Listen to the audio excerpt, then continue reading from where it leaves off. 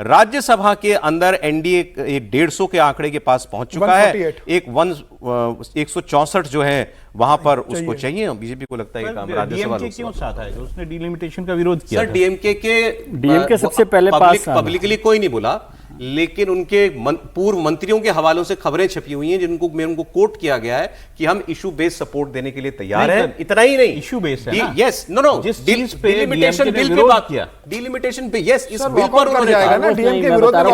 हमें अगर हमें सरकार संतुष्ट कर देगी, डिलिमिटेशन का नुकसान नहीं है तो हम साथ दे देंगे। सर डीएमके, मैं बता रहा हूं सरकार को इस बात का एश्योरेंस डीएमके ने दे दिया है कि ये जो 50% राइज कर रहे हैं आप, उससे हम मान जाएंगे। तो डीएमके सबसे पहले आने वाला है उनके साथ इस बिल पर। डीएमके तैयार है। हाँ, तो और ये तो तैयार हो ही गई, ये जो अब इधर ये तो तैयार सहयोगी जो बड़े भाई बने अभी नए, ये तो आ ही गए।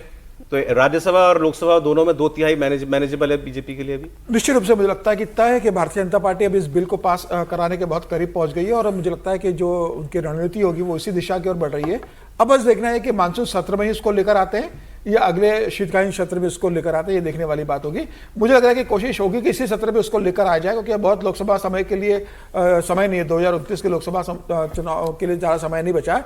और वैसे भी प्रधानमंत्री मोदी पहला बिल जो था उनका वो लोकसभा में गिरा है, मतलब पहली बार वो 14 साल में हारे हैं। 12 साल अगर आप देखेंगे तो मुझे लगता है कि अब वो उन्होंने तब भी प्रधानमंत्री ने कहा था कि भाई मैं अभी हारा हूँ, अपना हौसला नहीं हारा हूँ। बिल जरूर गिरा है, मेरा हौसला नहीं गिरा है। तो निश्चित रूप से मुझे लगता है कि सरकार की तैयारी होगी और सरकार इसको लेकर आएगी। और वन नेशन वन इलेक्शन को तो वैसे भी लेकर कमेटी बनी हुई है। अब वो कैसे उसको आगे बढ़ती देखने वाली बात होगी।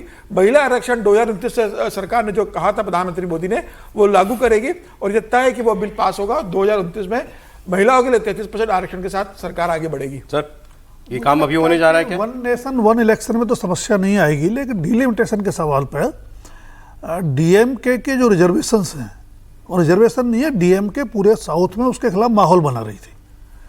पिछला बिल जो गिरा जिसका बात हो रही थी अभी, तो उसमें ये प्रावधान नहीं था कि 50% का इंक्रीज सब स्टेट्स में होगा।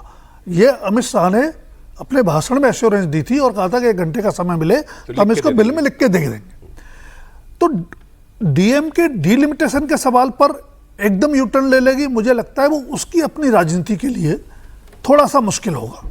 तो डिलिमिटेशन के लिए हो सकता है थोड़ा और इंतजार करने में कुछ और गणित मैंने भी ये पढ़ा और सर कह रहे हैं कि 50% के इंक्रीज के फॉर्मूले पे वो तैयार शायद हो जाए। सरकार ने बात की है, उस पर हो सकता है, क्योंकि बिल में वो नहीं था। नए बिल में वो आएगा जब पेश किया जाएगा तो उसमें कोई रास्ता निकल सकता है। लेकिन अभी भी कुछ जो गैप है उसको पार करने के लिए थोड़ा समय चाहिएगा। तो हो सकता है कि मानसून सत्र में लाने की सरकार जल्दबाजी न करे। सर आपको क्या लगता है?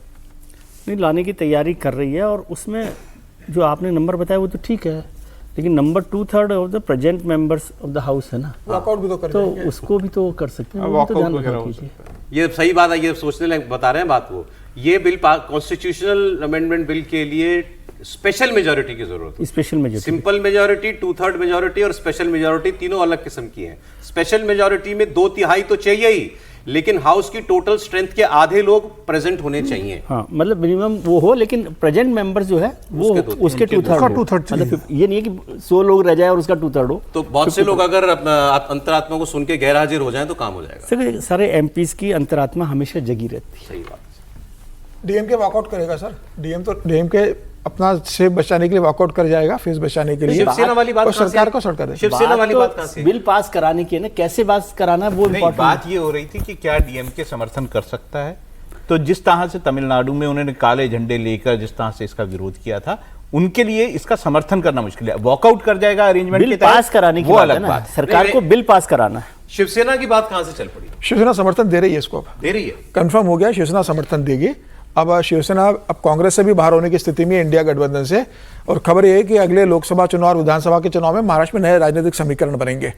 अब ये तय है कि शिवसेना वापिस, कहां जाएंगे वो? अब हो सकता है वो वापस भारतीय जनता पार्टी के साथ उनका कोई एडजस्टमेंट हो सकता है वो खुद अपने दम पे लड़ने की कोशिश करे हिंदुत्व के नाम पर। भविष्य की राजनीति वो क्या करेंगे तय होगा, लेकिन ये तय है कि शिवसेना अब इस मामले में आगे बढ़ रही है और वो महिला आरक्षण का समर्थन देगी। तो उनके 9 सांसद जो है वो भारतीय जनता पार्टी के साथ जाएंगे।